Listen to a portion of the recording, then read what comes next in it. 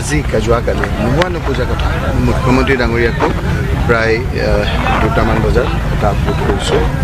মোৰ নগাঁৱত থকা ঘৰত কেইবাজনো লোকে আহি অস্ত্ৰ শস্ত্ৰ লৈ বিভিন্ন ধৰণেৰে বেয়া বেয়া কথা কৈ মোক আক্ৰমণ কৰি একদম ক'ব নোৱাৰা কিছুমান কথা কৈছে। আজি মই ৰাতিপুৱা ইয়ালৈ আহিবলগীয়া হৈছে। অহাৰ আগতে মই নগাঁও সদৰ থানাত মোৰ পৰিয়াল গৈ মই এজাহাৰ দিবলগীয়া হৈছে। এজাহাৰৰ কপিটো আপোনালোকে তাত পাব। আজি এই ফটোখন আপোনাৰ আপলোড কৰিছে তেওঁলোকে ইয়াত অহাৰ আগত তলত কৰি তেওঁলোকে এইটো মোৰ ঘৰত 1টা বজাত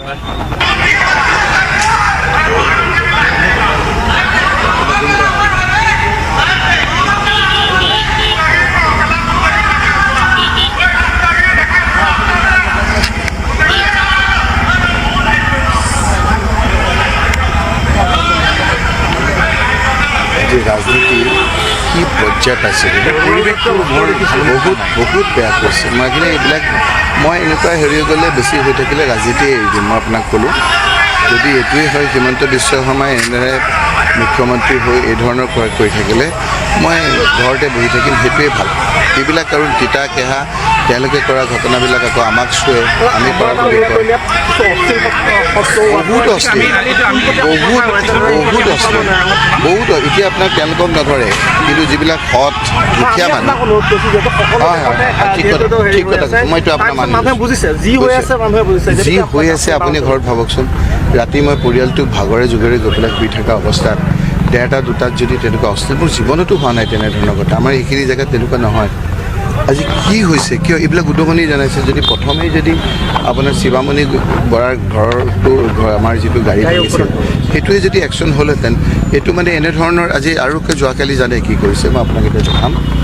যোৱাকালি মুখ্যমন্ত্ৰী ডাঙৰীয়াই সকলো পৃথিৱীৰ নিয়ম কানুন ভাঙি তেওঁ নিজেই কেম্পেইন কৰিছে। যোৱাকালি বিধি নিৰ্বাচনী বিধি সম্পূৰ্ণৰূপে ভংগ কৰি ৰাতি তাকো 2টা বজাত তেওঁ এজন মানুহ পঠিয়াই দিছে। কেনেকৈ ঘৰৰ পৰা ওলাই তেওঁ গৈছে, তেওঁ যিটো কৰিছে এইফালে তেওঁ পূৰা এজেঞ্চি লগাই বিভিন্ন অফিচাৰ লগাই বিভিন্নজনৰ ঘৰ ৰেড কৰিছে আৰু ইফালে আপোনাৰ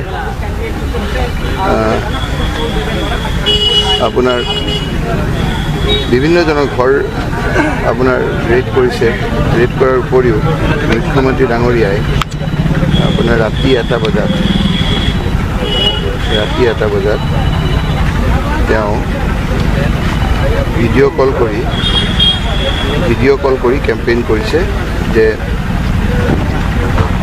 এইটো চবতে ওলাইছে। এইটো মই আপোনালোকক দেখাই দিম।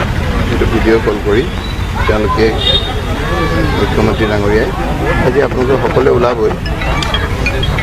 আৰু মই কালি এই ঘটনাটোৰ পিছত মাননীয় মুখ্যমন্ত্ৰী ডাঙৰীয়া মই নিজেই 2টা বজাত এটা ৰিকুৱেষ্ট কৰিছোঁ যে মোৰ ঘৰত থকা এই কথাটো অকণমান আপুনি চাব লাগে। মই ৰাতি এই ভিডিঅ'টো আপলোড কৰিছোঁ আৰু 2:26 এইজন মুখ্যমন্ত্ৰীক দিছোঁ। ছ'চিয়েল মিডিয়া নহয়, মই নিজৰ হোৱাটছআপত নিজৰ পাৰ্চনেল নাম্বাৰত মই কৈছোঁ যে মোৰ চিকিউৰিটিৰ কাৰণে 2:26 গতিকে মই কৈছোঁ যে on 13/11/2024 at about 1 AM 12-15 numbers of goons and miscreants armed with deadly weapons came in 4 vehicles to my residence at Nogni town. They tried to enter into my residence. They vandalized in front of my residence, abused and threatened me and my family members. They came with the intention to kill me and my family members. We were advised to take necessary action in this regard and ensure safety and security of mine and family members.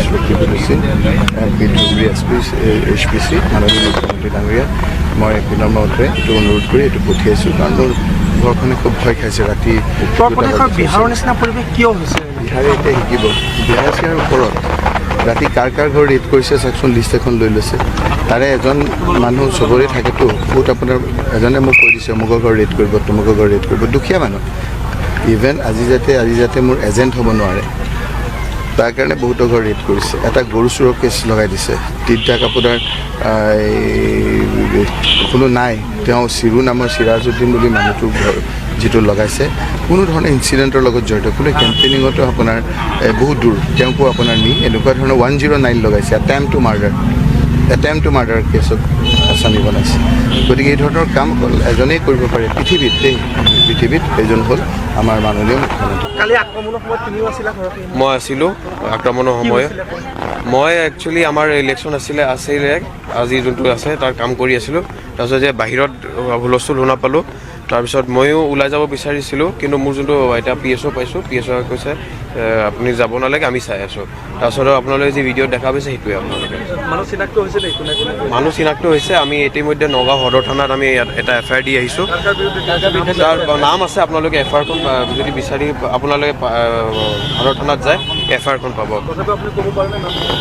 আপোনালোকে নামকেইটা পাব নামকেইটা তাত উল্লেখ কৰা আছে তাৰপিছত আপোনালোকে কি ব্যৱস্থা আইনৰ ওপৰতো আমাৰ বিশ্বাস আছে আইনে যি ব্যৱস্থা ল'ব আমি সামগ্ৰিক যিটো ঘটনা হৈছে তাৰ কাৰণে কংগ্ৰেছক সমানে দেয় কংগ্ৰেছৰ বিধায়কক মাৰিছে মই নিজে কেণ্ডিডেটৰ মোৰ গাড়ী ভাঙিছে তাৰপিছত আমাৰ বিধায়ক 10জনৰ গাড়ী ভাঙিছে আমাৰ বিভিন্ন কৰ্মীৰ ওপৰত অত্যাচাৰ চলাইছে বিভিন্ন গৰু চুৰ কেছত লগাইছে বিভিন্ন কেছত লগাইছে এইবিলাক কেছ কি হয় একো নহয় ন তেওঁলোকে যোনে একো আমাৰ এটা জিপিৰ যোনটো মানুহ হয় বেলেগ এটা জিপিৰ পৰা মানুহ উঠাই আছে এইটো কিবা কথা হ'ল নেকি উইদাউট চাৰ্চ ৱাৰেণ্ট এতিয়া যেতিয়া এৰেষ্ট ৱাৰেণ্ট লাগে ন এৰেষ্ট ৱাৰেণ্ট লাগে ন আপোনালোকে সুধিছোঁ মই এতিয়া ৱাৰেণ্ট নেদেখাওঁ বুলি আনে কিবা ষ্টেটমেণ্ট ৰেকৰ্ড কৰিম বুলি কয় ষ্টেটমেণ্ট ৰেকৰ্ড নকৰি বহুত টাইম ৰখায় তাৰপিছত মেডিকেলত লৈ যায় মেডিকেলত লৈ গৈ পেলাই যোনটো এৰেষ্টিঙৰ যোনটো